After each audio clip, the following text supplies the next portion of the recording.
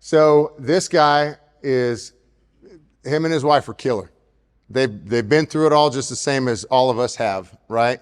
And what the funny thing was, the first time we met was in a similar setting like this, and the guy who was leading like this radio interview thing is a huge sports nut, and Casey's a sports nut too, and I'm a sports nut, but I don't like to watch that much, and so I kind of steered the conversation towards like Disney princesses. And what was your favorite Disney princess? Then I started talking crap to him a little bit, and I don't know if you guys, that's a love language for you, but all of a sudden we got a friendship, and we go hunting and make fun of each other and just try not to kill each other with guns, you know? And so, but they've obviously built up something pretty special and recognizable name. Casey Donahew, country singer here in Texas. First time I got to go see him was at Billy Bob's and here Stockyards, right? One of his big famous songs, and the Facebook line was one of my most favorite lines of all time.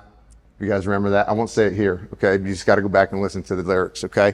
But they are something that's been really cool that I think, especially as we have our walk in our faith and we're trying to manage our business, our families, and still be good Christians at the same time, is you don't know what the heck you're doing. You're just sharing your faith sometimes, and God was working in my life, and I was just kind of willing to share it on social media a little bit, and get a call from him and Melinda when they were buying a new mattress in the store. And Melinda was like, hey, Zach gave his life to Christ at school, and they work on weekends. So it's not necessarily like they had a home church, but they were like, you're basically the most faith-based guy we know, which I don't know if that's a big compliment to me or not, because I don't know if I want to be the band representation of that for your life or your kids, but they're like, would you baptize our kid in our hot tub at the house? And so it was really cool, real special. I hold it dear in my heart because when your friends ask you to do something like that, you know, that's like asking to be a godparent or something. It's just super, super big in their life. And so I love this guy, love his wife and his family, his boys, and they're living out in Aledo. But everybody give Casey a round of applause. I want to start here. So give me the background, or what's the context of you growing up that led to a music deal? I have no idea. It's,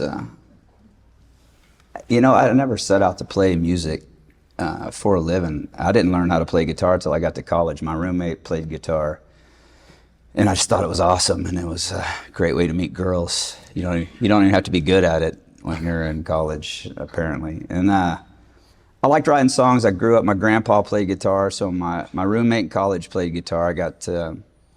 I went to A&M. My mom dropped me off, and we were really late, like registration, like however it worked. Somehow I get put in the senior dorm as a freshman, and we get there. My roommate was 27. He just got back from 2 tours in Iraq, sleeve tattoos all the way, but my mom started crying. And I'm like, yeah, but it ended up being amazing. He was, some life lessons that you learn, but he played guitar, and I'm like, man, that's great. I went home and got a guitar from my grandpa, and he was real old school country, and just started I just taught myself how to play, and then started putting some of the songs I had worked on together, and it was just a hobby mainly. Never thought, we'd go out, friends would come over, and you'd play guitar on a tailgate or something, and never set out to do a career. And then late 90s, early 2000s, was really into Pat Green, and we'd fall around, and then Ragweed came out, and Fort Worth kind of turned into a pretty good hub for underground Texas music. So we'd go to some shows, and we started making friends and meeting people, and I'd played guitar at so many like little gatherings and friends things that we were at a show in Fort Worth. A friend of ours was playing that we'd go see all the time, and I guess they had talked him into me playing a song. And so in the middle of his show, which is probably wildly inappropriate, I got up and played a song, looking back. And then the bar owner, it was a tiny little bar in Fort Worth by Billy Bob's, and then he asked if they would do it like Wednesday night, kind of open mic night. You'd play for free beer, and like however many people showed up and paid $5, you would get some of that money, I guess. And started out Wednesday nights like that, and just kind of kept progressing. And then then it got a little more serious. And the more you get in a scene, you meet people, and I was like, oh, this guy plays the bass and drums, and you start putting together a band. And, it was never planned. And I don't think you could recreate it again. It's probably a lot of people's stories too. So it just happens. You got to be in the right place at the right time for a lot of things that happen to you, and be paying attention. Shoot, I think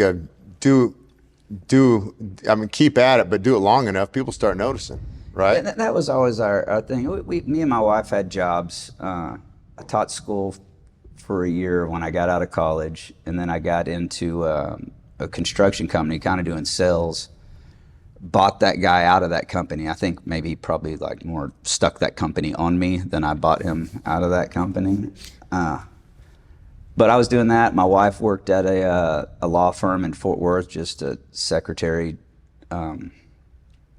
job, and that was probably we started dating 2000-ish, right in there somewhere. And so she was always involved with the band and the music. And there was a time when she'd sell T-shirts out of a backpack walking around, and please buy this T-shirt now or I'll injure you. And we kept putting that together, but we kept our jobs. And we had a little apartment in Fort Worth, and kept going. And it was always year after year was like, we'd get through a year and be like, okay, well, we didn't lose that much money. We can try one more year. And then the next year is like, okay, well, we lost less money. We'll keep going.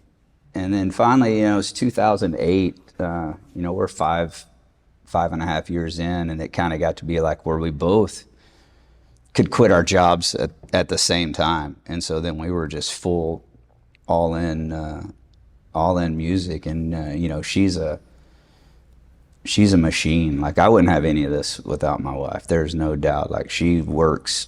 I just had this conversation with a friend earlier about, like, my wife is a worker. Like, she always had. When I met my wife, she had 3 jobs. She came from a really bad home life. She left her home at 16, got her own apartment when she was 16 years old, still finished high school on her own. And like I said, had 3 jobs when I met, and basically raising seven siblings on her own. And so she is a doer. There's no excuses, and there's no going backwards. She goes forwards at all times. And she really built all of this. I mean, I'll take a little credit for some minimal talent, but this is a tough business, what I do. And I know a lot of people, you're talking about people that have been doing something like the athletes. There's a lot of similarities in athletes and musicians. And I've been doing this a long time, met a lot of athletes, and all athletes want to be musicians, and all musicians want to be athletes. And that's pretty common across the board. But there's real similarities with people who have made a lot of money and are broke. Yeah. I mean, it's a real thing. And this business is a business that eats you up, and everybody in this business, and I'm sure it's that way in everyone's a taker. Yeah. Everyone. And real early on, I had a guy in Arlington. We made our very first record for $1,500, and it sounds so terrible. I cringe when I listen to it, and everybody's like, oh, it's my favorite record. It's the best, man. Why don't you make records that sound like that anymore? I'm like, it was horrible. That's all the money we had. It would have sounded better if we had any more money, but that was all the money that we had. But he said something, and I still use it today, and I tell young people all the time, like, in any business you have, I think, do everything you can yourself until you can't, and you'll know when you can't. And we've always stuck to that philosophy. I mean, in the music business, my wife's managed our band from day one. Well, other managers of other bands make 15% of every dollar that you make. $1. So, you can look at some, even like George Strait. George Strait's manager just died in the last year. His net worth is higher than George Strait's, because when you make $15 of $1 before you even get there, they're killing it. So I've kind of outrun a lot of my competition by, to be blunt, sleeping in the same bed with my manager is the best move. And it's been really important to me, because I've seen a lot of other managers. My wife's worked with other bands who have completely single-handedly destroyed careers of other artists by mishandling them, not doing what's best for them. And so when you have a partner like that in life and business, it's, you know, without a doubt, like, this woman is doing exactly what's best for me. Because sometimes I may go, what are you doing? Why would we do this? And she has a plan. She doesn't tell me all the time that she has a plan, but she's got a plan at all times. And so it's financially been the biggest asset of my career, is for her to be at the helm taking care of business, I guess. It's huge. It's just kind of weird. We got to pass this back and forth. But this, I'll tell you a cool story about you guys, that talking about Melinda, is y'all been there. Everybody's a taker. You hit on that, right? Everybody's a taker. I had that when I was playing ball. Shoot, you still got that. And if you have just a hint of money, people come out of the woodwork. And I don't know about you, probably had times where somebody stiffed you, you trusted them, whatever, and that's probably rampant in the music business. But I had one time where I had posted on social media, it was like Facebook or something, and I was like, hey, we're helping out DFW veterans for Thanksgiving. And she shot me a text, and she's like, hey, Casey and I want to buy some hams or turkeys or whatever we were buying. And we're going over to Winco, and I sent her a snapshot of how much it was. It's like, hey, this is what it is per turkey. She goes, okay, let's do 100. And she goes, can you cover me and I'll pay you back? How many times have you heard that before? And now we were friends, but we hadn't crossed that threshold really, right? And so, like anybody else, if you had that go on, you're like, you hesitate just for a moment. But I'll tell you what, like, stamped on me, what was really cool was I did it, sent her a picture of the receipt, and I had a FedEx envelope at 8 a.m. the next morning with a check on my doorstep. And I'll tell you, it's like one of the coolest things is, obviously you build up this awesome life, but money is actually, it's a sign of respect too, right? Like we call it an honorarium in the church world a lot of times, is because you're there to, it's honoring your time, your talent, and time away from your family, right? And so I remember people scolding me for doing an event that I didn't get paid well for. And they were like, every time you say yes to that, you're saying no to your family, or staying away from your wife, away from your bed, away from your kids. And anyways, it ended up being a really cool stamp on me from you guys. So it shows you that somebody's been at least burned in that area, and they wanted to like snap to it when they respect somebody else in that same regard. So it was really cool. Talk about, as you guys grew, how did you not blow it? Because now we hear a lot about it with athletes that go broke, average 3 years outside of any sport. Football, NFL is outside of 3 years they go broke or bankrupt. But really that's a common thing, right? Average business fails, 80% of businesses fail after the first 4 years, more so the longer you get. How did you guys not manage to just go blow it like every other person, the average?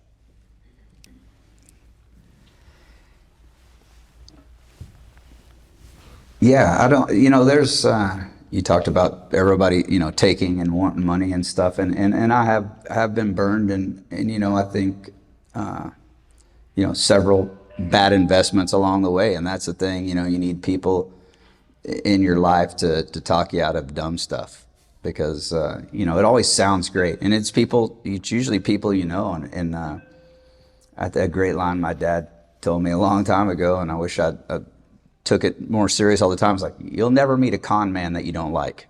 They're great. You love them. That's why they're good at what they do. They talk you into dumb stuff. Mm. And so that's where you got to be careful. And we've been burned a little bit. And then, really early on, I think my goal, because I didn't think we were very good at this. Like I didn't, I'm like, I don't know how long this lasts. And I say this a lot too, I was always planning for the last day since the first day. So I never jumped too far ahead of where we were. You know, I wanted to be very mindful of the future. And so, you know, you don't want to go, hey, we make a little money, let's buy $1 million house today.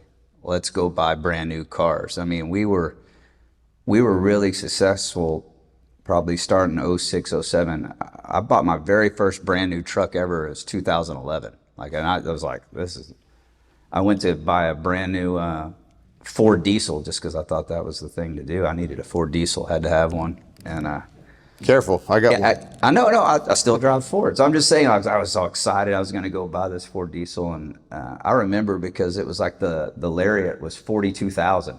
That was 2010 or 11. I'm like, oh man, I'm going to buy this truck. And we got down there and like the King Ranch was like 46,000. And my wife's like, I think we could go with the extra 4,000 and get the King Ranch, which is crazy that was 46,000 then. But, you know, I wasn't a big, my dad was not a big stock market guy at all. So he was a big real estate guy. He didn't make any money till he was like 45. He was kind of a wanderer, and then figured it out, I guess, late in life. But he was big into real estate. So that was kind of my first thing, is that we probably, the first through 2009 to 2012, we purchased with cash $1 million worth of rental property in those years. That's probably worth pushing $3 million this year. We bought into, we started some whole life policies, which my dad was really against whole life policies too. And I think it's one tool. I don't know, you know, if you want to have insurance, the thing I like about insurance is my whole life policies, which they tell you a lot of lies too. Yeah. And then when they sell you this product, oh, it's going to make 7%, and that's not close, not even close. But the only cool thing is I think it was the best savings account I ever started, which comes with some life insurance. If something happens to you, you want to make sure your kids are protected and your wife's going to make it. So there was some value on that. But I did recently, this last year, we bought a new bus, and I banked that bus from my life insurance and paid for it with my life insurance, and now I'm just paying back my life insurance. So I think that was a valuable tool too, to wake up, because it just kind of auto drafted out of your account. I don't pay attention to that life insurance policy, but you look up 15 years later and there was enough money in there to buy a brand new bus, which are expensive these days. So that was one tool, the real estate. And then now, you know, the last 7-8 years, we've probably been more active in the market, and still not crazy. I like the real estate a lot. I like the market. I like really safe, because I've been smoked with big sky stuff, and everyone's got this, oh man, buy this stock and get into this and invest in this company and that company. And like, I think every time I've been talked into something that was like, we're going to get rich and we're going to buy, you know, the Texas Rangers with how much money we have, is every one of them's lost money. So I like the safe, steady, slow, you know, if you can say we're going to stay in that 7 to 10% range, that's where it's at. Like the other stuff, the get rich stuff has never worked for me. I guess it's worked for some people before, but like, you know, if you'll just stay steady, stay true, you know, I think it's really important to have a great banker relationship. Like, you know, I've talked to some people who are really rich. I'm like, well, who's your banker? It's like, I don't know. Like, you don't have a person at your bank that you call and talk to and go sit down with every once in a while? Nah, it's just a big bank over there. I put money in and take it out. Siri? Siri? Yeah, She's listening right now. Yeah, get a banker that'll do business with you. Yeah, that's good. No, I appreciate that. I think from what we've seen, and that was born from my story too, was like your business ends up being your risk, right? And so that's your high risk you're taking. So that was kind of like what we went was when I was playing ball, conflict of interest. I married my Megan's mom, and I was using her. Or I didn't marry. That sounded weird. I'm sorry, but well, I had conflict of interest. So I got recommended this lady, Marco Rivera, who played ball. He's kind of my mentor. He this lady out of Wisconsin. She was good, but she was safe. So we had some good years, we had some average years, some down years, obviously, and I liked safe money. And because, if I could make a lot more if I got another contract playing ball, and just keep that safe money. But that conflict of interest was when I married her daughter. That was the deal. That changed the dynamic of the relationship, right? She was super hot. And so, but that ends up being the deal, is like pour into the business and keep that. Obviously you're going to manage it and keep it growing, but make it safe stuff. But I'm glad you guys even just did that, because most people go blow it. They get cash flow heavy and go crazy. I have some friends recently, and I'm just shocked at how many of them are just struggling. I mean, that are, we've been doing this for 15 years and just struggling. And it's across the board. The more people you talk to, they realize that people are, they get in, you get in over your head. And it's easy to do. And COVID was a big moment for me where I sat down, and when all of a sudden you're looking at it and you're used to making all this money, and then it, especially for me in the entertainment, it just gets wiped off the board. Like we went from all this, and I was fine, but I sat down for a long time, for the first time in probably way too long, and started writing down how much money goes out the door every month. And I look at this number, I'm like, well, this is not this is not sustainable. And I knocked off 2/3 of that within 2 months of stuff that I'm like, I don't need any of this stuff. Really? And just punt, got it down. But it also made me realize, man, I just saved $400,000 a year. I can work less. Yeah. I can stay home with my family more. I can stay home with my kids. I can say no more. And that was the biggest moment. I'm like, man, I don't need 2 buses. I don't need this. I don't need that. I don't need extra things. Like, let's get rid of this stuff. And then my quality of life changes because I can spend more time with my family and friends. Yeah. That's awesome. Which is big, man. I got 2 boys. One's 16. He'll be gone sooner than you realize. And I got an 11-year-old, and I'm gonna fly. We're traveling tonight, tomorrow, Saturday. I'm in Midland, Odessa. I'm gonna fly out at 6 a.m. land at 7:18 for an 8 o'clock baseball game with my 11-year-old. He plays at 8, 9:45. Then I'm getting back on the flight at 1 o'clock to go back to Midland and play that show, and then we'll come back and we'll baseball on Sunday again. So it's we were talking about that earlier, man. If you got kids too, man, don't miss it. They're going to be gone. And sports, whatever they're into, just get into whatever they're into. And I know it's hard sometimes. My oldest kid, he recently quit baseball, and it about broke me in half, and he's really into other stuff, so I just get into what he's into now. Yeah. So just be around your kids, man. That's the most important thing that there is. Just be around your kids, be part of their lives, talk to your kids about everything, even the uncomfortable stuff, man. Get in there right in the middle of it and be a part of their life. Okay. Let out the little scream sometimes? Man, it's hard, man. It is. I don't know how kids are teenagers in this world anymore. It is a tough universe, man.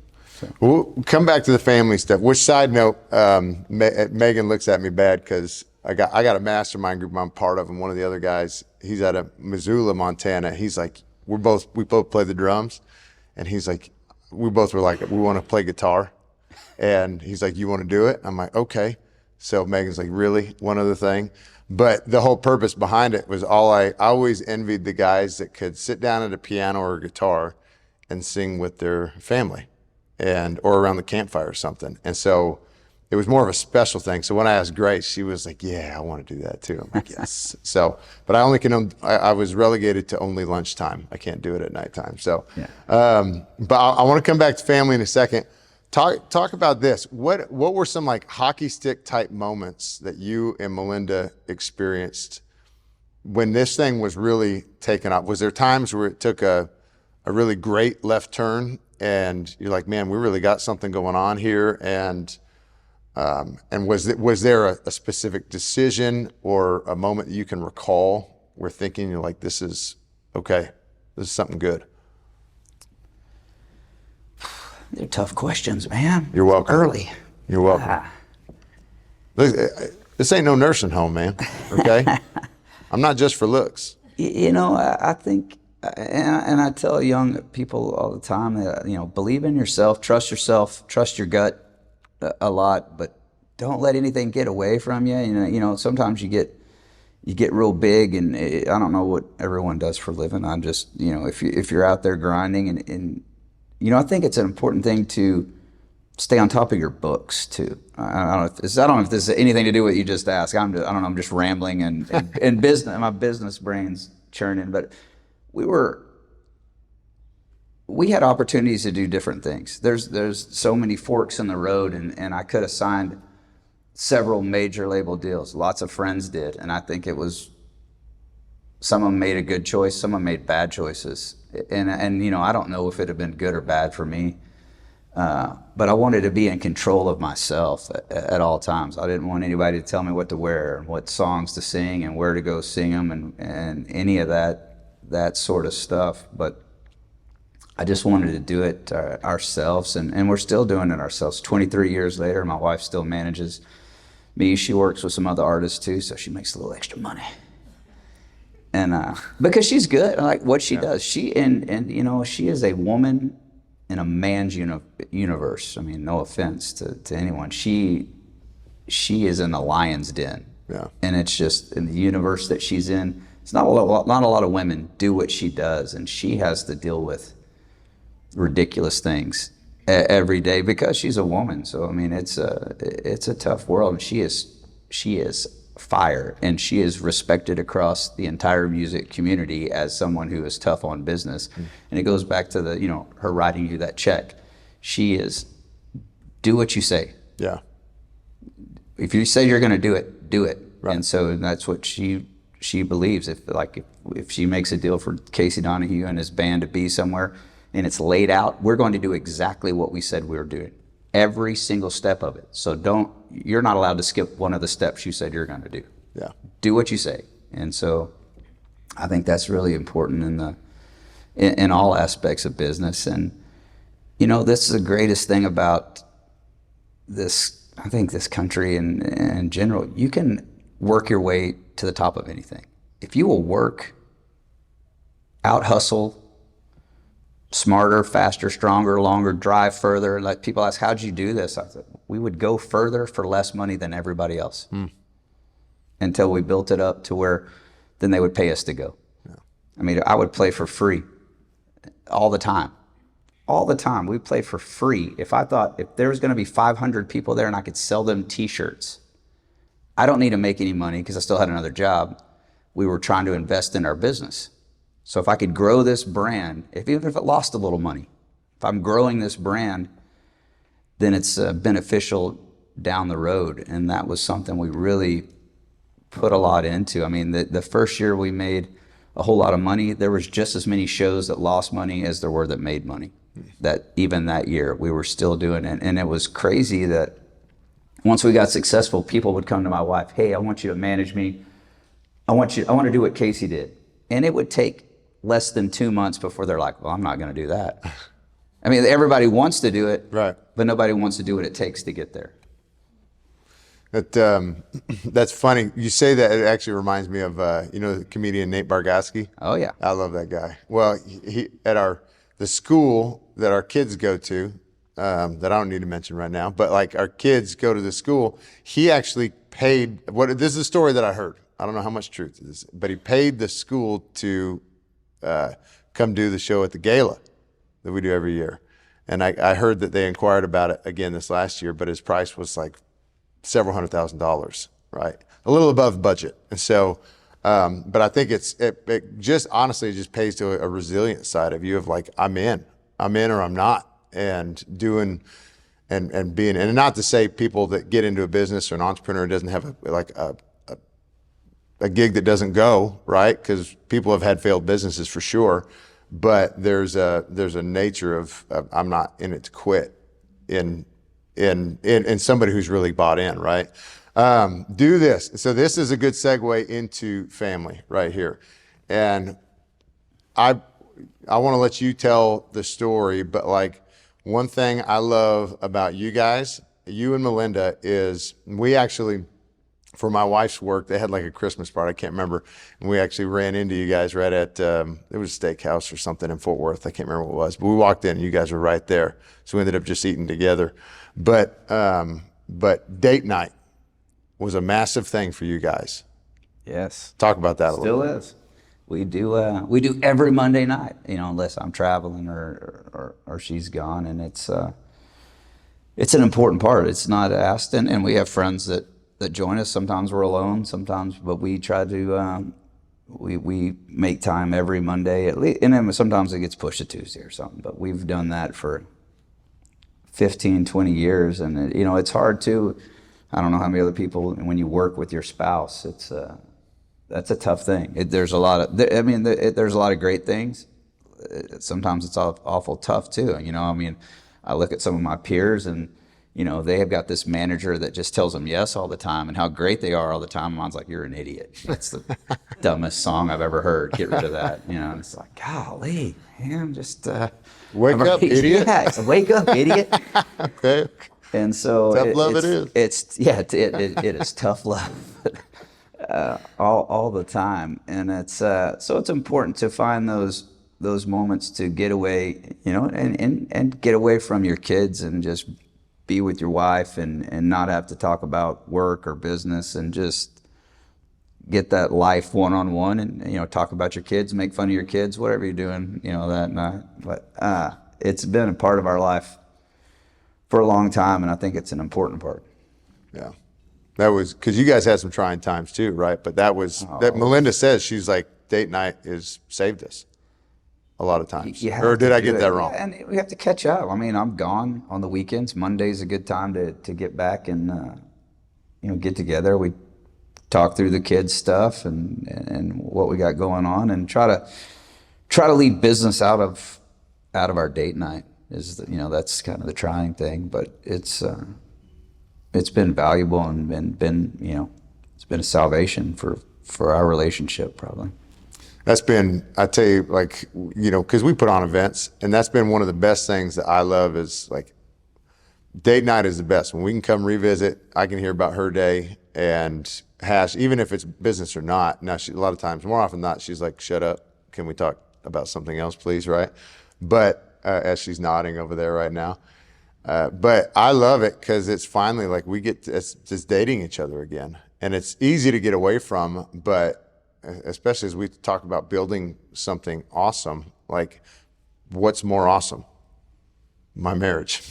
Yeah. Right? And so, and not to say, you know, anybody who has been in a different situation, both my parents are on the third marriages, and I love my step parents, right? But there's a, like, I love the attitude. Like, if you're in this, let's be all in this thing. And I'm like, you can hit me, you can punch me. Like, I get excited. She slapped me one time and I got excited about it. I don't know if that's, so you're gonna get embarrassed right now, but that got me excited. And so anyways, but like, we're all in, right? Even if that happens, I'm like, babe, you can beat me up all day long, but I'm still gonna be here. Because if you leave, I'm coming with you, all right? So buckle up, Buttercup, because we're in this to go. But I just really appreciated that story for you guys. Talk about this. Like, what are you excited about? What are you excited about right now? Obviously about the boys, but like, is it about bringing the boys up into the next phase of life, or is it maybe there's two-pronged? I got something excited for my family and for business, or what are you excited about today? All of it. It's such a great time to be. I mean, I love being a dad. It's my favorite thing, and just watching them grow into men. And you know, we're living in a crazy world, and so to try to go above and beyond to raise men. I don't know if that's the right way to say that, but I'm trying to raise men, alpha men, who will rule the planet. Yeah. Because there's going to be a lot of weak men out there. And I want them to be successful, be smart, be driven, be sharp. And you know, it seems like the world's dangerous every day, and so it's, you know, you gotta raise men or women, alpha women that are capable of navigating through the next universe we're going to live in, I guess, this next phase of whatever's coming. I want them to be ready to take it head on. That's funny because we talk about that, right? And you guys have probably had these conversations too, but like my girls are going to kill it. My boy's going to kill it. Like nobody's going to even hold a candle. There's no doubt. I mean, they'll get hit. I'm raising men. And, I think, and there's also I would consider you to be an alpha male. I would consider myself to be an alpha male. And I think there's certain qualities and traits that lead a person to be an alpha and be a leader. But some of those traits also have some really bad qualities associated with them. So I think I don't want to get too far off into the spectrum, but some of the things that really push a person to be a leader, there's some bad stuff in there too. And so that's the thing you have to teach your kids, how to be strong and block out the bad traits that make you great. Does that make any sense? Here's what's kind of rather be a warrior in a garden than a gardener in a war. Right. I'm a big Jordan Peterson fan. Anybody who's close to me knows that. And it's the warrior that keeps his sword, always keeps it sheathed. Basically, I don't need to take out the weapon because people know the capacity I have with it. Right. And I think that's probably the more noble thing, is knowing what capacity you have in wanting that alpha place, right? Right. But that's what I really love about our community right now, especially our buddies, the guys, our text string, right? We got a lot of guys that are stupid and crazy, but I met some gal this last week. She goes, "We have a fat chat with my girlfriends." And I'm like, "Fat chat? What is that?" She goes, "We call each other fat and make sure we don't get overweight." And I'm like, "That's intense. That's alpha female stuff right there." But we got our buddies that we all talk trash and it's all good things, but they all do really well, and they're all good family guys, and they love their wives, they love their kids, and they just want to make sure that they're good in that same way. And so I love that, but they're also super dangerous type of guys too. Like, don't cross them. Oh man, yeah, for sure. And that's don't start fights, finish them. Yeah, type of thing. That's it's tough out there, man. It's tough when you have kids. You got to keep them close and get them prepared. Do this last question as we wrap this up. What's something like, we talk about our faith a lot. Like we don't hide it where we're at, but in fact, I actually like to wear it when we're hiring, because it usually weeds out some people and the people who are not interested in that stuff. But tell me about your faith, like in this whole walk, family and in business, like what's maybe one of the biggest impactful moments you've seen God move, maybe in a place that you didn't have a whole lot of faith, right? But you had belief in yourself but maybe not a lot of faith in the situation, but you saw him move. I think God putting my wife in my life just changed everywhere that I would be. Like, I don't even know where I would be without that woman in my life. And I was fortunate to have her. I've been fortunate to hang on to her through my life. And, she is, like I said, the hardest working person I know, but like the best mom I know. She doesn't, it could be, I have other friends, I'm out traveling Thursday, Friday, Saturday. She's not hanging out at the bar drinking with her friends or something. She's with my kids. She's raising my kids. And, we're a team. She's 100% on board with our family. Like, she loves our family. And this life has been, she's a giver, way more of a giver than me. I mean, she's, like I said, she ordered 100 turkeys. I probably would have gone with 25, something like that, like just, a number. She is a giver, and she believes the more you give, the more it comes back to you. And so I've been blessed to live a life where I get to do something that I love with people that I love. And it's really special, and I've been really fortunate. And so there's no way that's an accident. There's a scripture that says, "A man who finds a wife finds a good thing, finds favor in the Lord," right? And what's really cool is I heard a message one time that talked about how like a lot of times guy has a vision and the wife is the expansion of the vision. Like maybe I bought a house, but she makes it a home, right? A lot of empty houses out there. You guys know that. Maybe I buy the groceries, she makes it a meal, right? Provides seed, she makes the baby. And it was really cool because I remember the first time that hit me, it was like basically I found a good thing, but there was a favor factor that was unlocked. If I had never found my wife, there's a level of favor in my life that I never would have had I never found her. And I thought it was really cool as we started unpacking layers of what that relationship really means. That was a big one, and obviously a pretty amazing one for you. Man, dude, I'm super thankful for you being here. You're incredible. You and Melinda are awesome. So give some love to her. Okay. Shout out Melinda if you listen to this. Okay. But I'm super thankful you guys. And now anybody listening, go to CaseyDonahew.com, right? Check out the socials. I love the trash talk on there. That's my favorite. And especially the latest one where you look at the weird meme where you're trying to buy a new gun and it's whispering at you or something and your wife creeps in and says no, right? No. But thank you for coming on, man. You guys are awesome, and we'll see you later. Yeah, man. Thank you for having me. Appreciate you guys listening.